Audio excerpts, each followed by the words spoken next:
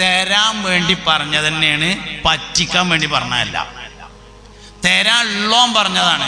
തരുന്ന് പറഞ്ഞാൽ തരുണോൻ പറഞ്ഞ തന്നെയാണ്. നിങ്ങൾ എന്നോട് ചോദിച്ചോളി, ഞാൻ തരാന്ന്. പിന്നെന്താ പ്രശ്നം? ഇവിടുന്ന് തരാന്ന് പറഞ്ഞിട്ടില്ല, അതാണ് പ്രശ്നം.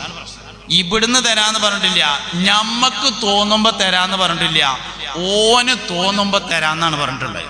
നമ്മളെ വിചാരം ഞമ്മക്ക് തോന്നുമ്പോ തരാന്നാ ഓൻ പറഞ്ഞത് എന്നാണ്. അങ്ങനെയല്ല പറഞ്ഞത്. അവന് തോന്നുമ്പോൾ തരാമെന്നാണ് പറഞ്ഞിട്ടുള്ളത്. തരാന്ന് പറഞ്ഞാൽ തരും. അതുകൊണ്ട് ദുആന്റെ സന്ദർഭങ്ങളെ ഉപയോഗപ്പെടുത്തി ദ്വാരക്കണം. ദുആഇന്റെ എല്ലാ അദബുകളെയും മനസ്സിലാക്കണം, എല്ലാ മര്യാദകളെയും മനസ്സിലാക്കണം. ചില ആളുകളുടെ ദുആ ചില ആളുകൾക്ക് പ്രത്യേകം ഇജാബത്തുണ്ടാവും.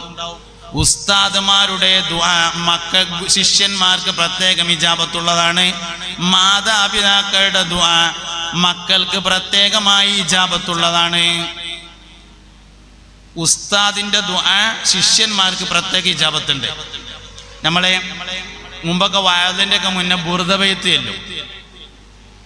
ആമിൻ തദക്കുരി ജിഹ്റാനിൻ ബിസലമി മാ സജത ദമ്മൻ ജറാ മിൻ മുഖലത്തിൻ ബിദമി മൗലായ സ്വല്ലി വസല്ലിം ദായിമൻ അബദാ അലാ ഹബീബിക ഖൈറിൽ ഖൽഖി കുല്ലിഹിം.